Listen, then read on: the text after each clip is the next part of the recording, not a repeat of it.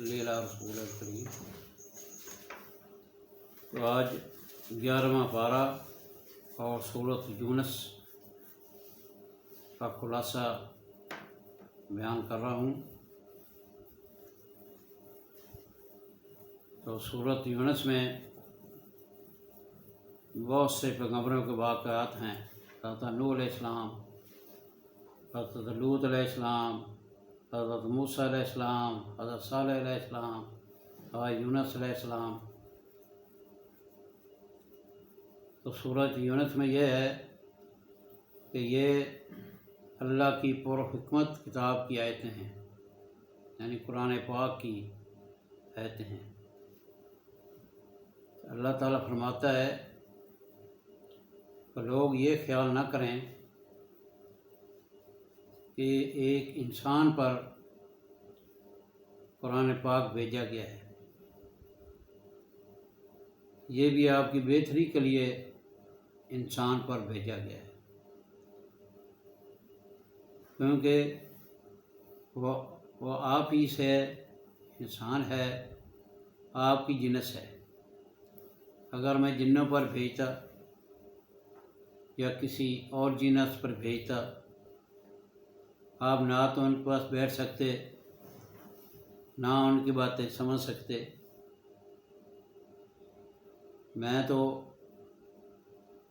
جن کو انسانی دل دے کر اس پر بھی بھیج سکتا تھا، لیکن میں نے آپ کی بہتری کے لیے انسان ہی پر قرآن پاک نازل کیا ہے جو تم میں سے ہے، تاکہ تم ان کی باتوں کو سمجھو اور ایمان لاؤ اور اسلام میں داخل ہو جاؤ۔ یہ آپ کے فائدے کے لیے کیا ہے۔ تو اس کے آگے اللہ تعالیٰ نے ذکر کیا ہے کہ میں نے چاند کو آسمان بنائے، چاند کو بنایا، سورج کو بنایا اور ان کی منزلیں مقرر کی۔ سالوں کی گنتی جو ہے نا، وہ آپ ان کی وجہ سے کر سکتے ہیں۔ تو ان میں فائدے بھی ہیں۔ سورج جو ہے، اس کی حرارت اور اس کی روشنی جو ہے، یہ انسانوں کے لیے، جانوروں کے لیے اور نباتات یعنی فصلوں کے لیے بہت اہم ہے، بہت ضروری ہے۔ حرارت کے بغیر فصلیں نہیں پکتی ہیں، اور نہ ہی روشنی کے بغیر فصلیں پکتی ہیں۔ دیکھیے سردیوں میں دھند ہوتی ہے، سموگ ہوتی ہے، ہم کتنے تنگ آ جاتے ہیں، یعنی ہمارے جانور بھی تنگ، بیچارے کے جلدی امراض لگ جاتی ہیں، ان کے پاؤں خراب ہو جاتے ہیں۔ تو جو ہمارے نباتات ہیں، درخت ہیں، ان کے پتے بھی سوکھ جاتے ہیں، فصلوں میں نمی آ جاتی ہے، اور وہ بھی ان کی اگائی جو ہے وہ ماٹھی ہو جاتی ہے۔ انسان جو ہے وہ اس کی بھی روزمرہ زندگی جو ہے اس میں چینجنگ آ جاتی ہے، وہ بھی ماٹھا ہو جاتا ہے۔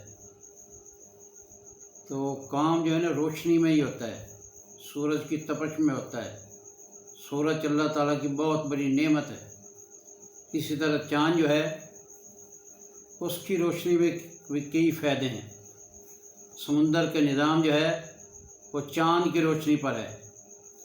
لہروں کا ابھرنا، ماٹھا ہونا، مد و جزر، یہ سارا نظام سورج کی لائٹوں پر ہے۔ یعنی سورج اور چاند یہ فضول چیز نہیں ہے، اللہ تعالیٰ نے ان میں کئی جو ہے وہ فائدے رکھے ہیں۔ اس کے آگے ہے کہ نبی صلی اللہ علیہ وآلہ وسلم کو کفار جو ہیں وہ تنگ کرتے تھے، تانے دیتے تھے اور کہتے تھے یہ قرآن مجید جو ہے یہ اللہ کا کلام نہیں بلکہ آپ کا کلام ہے، آپ نے بنایا ہے، آپ نے گھڑا ہے، آپ نے تیار کیا ہے۔ آپ صلی اللہ علیہ وسلم کو سمجھاتے کہ میں نے 40 سال نبوت سے پہلے آپ کے پاس گزارے ہیں، کیا میں نے آپ کو کوئی جھوٹ بولا ہے؟ آپ نے دیکھا ہے۔ تو یہ دن رات سورج یہ کون پیدا کرتا ہے پتہ ہے آپ کو؟ یہ اللہ کرتا ہے۔ تو کون پیدا کرتا ہے انسانوں کو؟ مردوں کو کون زندہ کرتا ہے؟ یہ سارا نظام آپ کو پتہ ہے کہ اللہ تعالیٰ چلا رہا ہے۔ اس لیے قرآن پاک اللہ تعالیٰ نے ہی نازل کیا ہے۔ تو اگر آپ کو اس میں کوئی شک ہے کہ میں نے ہی تیار کیا ہے، تو پھر آپ بھی اس جیسے کہ ایک صورت ہی بنا لائیں۔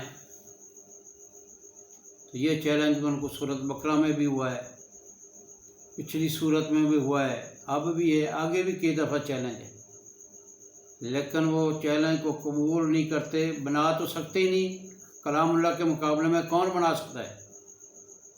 تو قبول بھی نہیں کرتے۔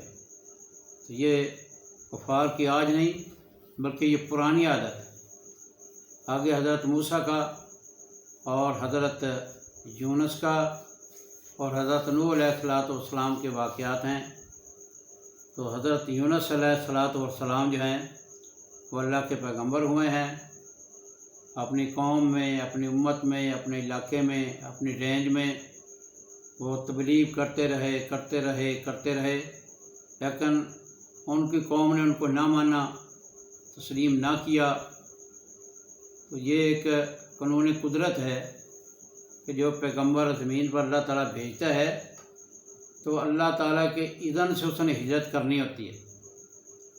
یونس علیہ السلام جو تنگ آ گئے، پریشان ہو گئے، ٹینشن لے گئے، جلد بازی کی، بغیر اللہ تعالیٰ کے حکم سے وہاں سے نکل پڑے۔ ایک کشتی پر سوار ہوئے تو کشتی جو ہے ہچکولے کھانے لگی، ڈولنے لگی۔ تو ملاحوں نے کہا کہ کشتی میں اپنے مالک کا غلام ہے جو والد جو اس کی مالک کی نافرمانی کر کے جا رہا ہے، تو جو مالک کی بغاوت کر کے جا رہا ہے وہ کشتی سے نکل جائے تاکہ باقی کشتی جو ہے بچ جائے۔ تو یونس علیہ السلام نے سنا، اس نے دل میں سوچا کہ میں نے تو اللہ تعالیٰ میرا مالک ہے، میں نے اس کی بغاوت کی ہے، مجھے حکم ہوا نہیں ہجرت کا، تو میں ہجرت کر کے جا رہا ہوں۔ آپ نے چھلانگ لگا دی۔ بعض مفسرین کہتے ہیں کہ کشتی والوں نے آپ کو دھکا دے دیا، تو آپ کے ایک مچھلی نے نگل لیا۔ اللہ تعالیٰ نے مچھلی سے کہا کہ یونس علیہ السلام کو کوئی غضب نہ پہنچے، کوئی تکلیف نہ پہنچے۔ تو 40 دن تک مچھلی کے پیٹ میں رہے، 3 اندھیروں میں، رات کا اندھیرا، مچھلی کے پیٹ کا اندھیرا، پانی کا اندھیرا۔ پھر یونس علیہ السلام نے یہ کلمات پڑھے، لا الہ الا انت سبحانک انی کنت من الظالمین۔ تو اللہ تعالیٰ کے حکم سے مچھلی نے یونس علیہ السلام کو سمندر کے کنارے اگل دیا۔ اب کیا ہوگا کہ یونس علیہ السلام کی جو قوم تھی وہ جو ہیں انہوں نے توبہ کی، اللہ تعالیٰ سے معافی منگی، اللہ تعالیٰ کا ذکر کرنے لگے، اللہ کی عبادت کرنے لگے، تو اللہ تعالیٰ کی سرکشی کو چھوڑ دیا، تو اللہ تعالیٰ نے ان پر عذاب جو ہے یہ نازل نہ کیا۔ اس سے ایک بات تو یہ نکلتی ہے آخر میں تو اللہ تعالیٰ عذاب دینا ہی دینا ہے، لیکن دنیا پر بھی اللہ تعالیٰ عذاب دیتا ہے قوموں کو، آندھی کے ذریعے، بارش کے ذریعے، مینڈکوں کے ذریعے، کسی نہ کسی طریقے سے۔ اور اس کے آگے مومنین کا ذکر ہے کہ جو اللہ تعالیٰ پر ایمان رکھتے ہیں، نیک عمل کرتے ہیں، تو اللہ تعالیٰ نے ان کے لیے جنت بنا رکھی ہے۔ اور جنت میں ایسے سکون والے باغات ہیں جن میں ان کے گھر ہوں گے، اور نہر کے کناروں پر بڑے بڑے محلات باغ ہوں گے، اس میں وہ دلچسپ زندگی گزاریں گے، اور یہ ان کے ایمان لانے کے سبب جو ہے اس کی عوض اللہ تعالیٰ ان کو یہ جنت اور اس کی نعمتیں عطا فرمائے گا۔ وما علینا الا البلاغ المبین۔